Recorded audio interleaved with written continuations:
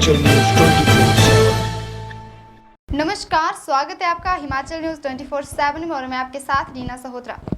आइए आपको ले चलते हैं प्रकृति की एक ऐसी अनमोल धरोहर की तरफ जिससे प्रकृति की सुंदरता में चार चांद लग जाते हैं। प्रकृति का श्रृंगार फूलों के बिना अधूरा है। बनेले फूलों के राजा बुरांश के फूल का रूप सौंदर्य जहां अतुलनीय है, वहीं इसके औषधीय गुणों से भी इसकी महत्ता और भी बढ़ जाती है। हिमाचल प्रदेश के मध्य हिमालयी क्षेत्र में बुरांश के फूलने का समय चैत्र व बैसाख महीना रहता है। इन महीनों में वनों में खिले बुरांश के फूलों का सौंदर्य ऐसा प्रतीत होता है जैसे प्रकृति ने लाल दुशाला ओढ़ लिया हो। बुरांश के फूल का वर्ण लाल होता है जो पत्तियों के बीच ऐसे सुशोभित होता है जैसे हरियाली के पटल पर लालियां पोत दी हों। भारतीय संस्कृति में पुष्प की महिमा अपरंपार है। पुष्प जहां ईशोपासन में इष्ट की संगोपांग पूजा में अक्षत व गंध तिलक के साथ साथ अंगों की शोभा में प्रयुक्त होता है, वहीं पुष्प मल्यार्पण अभिवादन परंपरा में प्रयुक्त भी होता है। हिमाचल के अल्पाइन क्षेत्र में जहां ब्रह्म कमल का फूल परिदृश्य को शोभनीय बना देता है, वहीं बुरांश मध्यवर्ती क्षेत्र को अपने रूप से सम्मोहित करता है। बुरांश के फूल का हिमाचल में सांस्कृतिक महत्व रहा है। भारतीय विक्रमी संवत के अनुसार बैसाख महीने को ऋतुराज का राजा कहा जाता है। बैसाख महीने में धरती की देह पर हरितिमा और पुरुष पल्लवों से सौंदर्य का चित्ताकर्षक आवरण अवच्छिन्न हो जाता है। बैसाख महीने की संक्रांति का यहाँ 4 बड़ी संक्रांतियों में प्रमुख स्थान है। इस दिन बुरांश के फूलों की पंखुड़ियों को मूंज घास से बनी रस्सी में गूंथकर घर के चारों ओर जनेऊ की शक्ल में बांधा जाता है। घर के द्वार पर भी बुरांश के फूल के साथ सुसज्जित मूंज की रस्सी से सुशोभित किया जाता है। हिमाचल के पहाड़ी परिवेश में मूंज घास को पवित्र माना जाता है।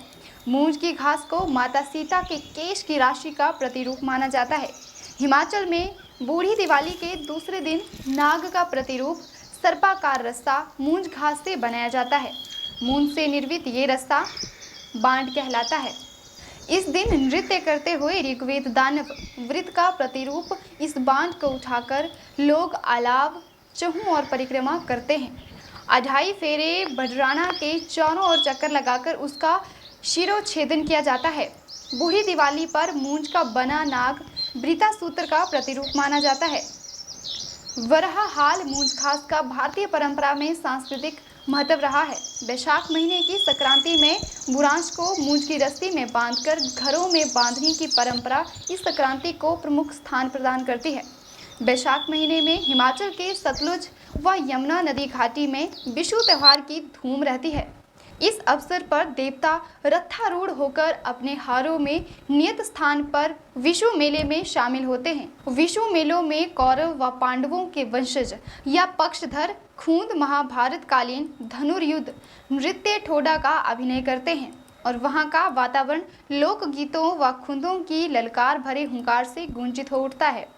वास्तव में बुरांश के खिलने के साथ धरती नूतन श्रृंगार तो करती है, वहीं चैत्र शुक्ल प्रतिपदा को नववर्ष के आरंभ के महोत्सव की अनुगूंज घर घर सुनाई देती है। ब्राह्मण यजमानों के घर जाकर वर्षफल भविष्य कथन का वृतांत सुनाते हैं। मंगलमुखी ढोलरू गीतों को घर घर जाकर मंगल गीतों के माध्यम से शुभकामनाएं ज्ञापित करते हैं। अतः बुरांश के मनोहारी पुष्पों से धरती की सुषमा आनंदोत्सव का आह्वान करती है। यही कारण है कि हिमाचल की देवभूमि में विराजित देव समुदाय अपने मंदिरों से श्रृंगारित होकर भक्तों को शुभाशीष प्रदान करते हैं। बुरांश फूल के सांस्कृतिक महत्व के साथ साथ इसका उपयोग शरबत, सब्जी व चटनी बनाने में भी किया जाता है। नाग चवासी सिद्ध जी चवासीगढ़ के कारदार व चवासी क्षेत्र के युवा समाजसेवी टीसी ठाकुर के अनुसार बुरांश औषधीय गुणों से भरपूर है। इसका सेवन उच्च रक्तचाप व मधुमेह जैसे रोगों के निराकरण के लिए उपयोगी माना जाता है। बुरांश के लिए नित्य उपयोग से लीवर के भयंकर रोग से भी मुक्ति मिलती है। वास्तव में राज्य पुष्प बुरांश की लालित्यकारी आभा और सांस्कृतिक महत्व जीवन में नवचेतना का संचार कर प्रकृति को विराट सृजन शक्ति के रूप में देखने को बाध्य करता है।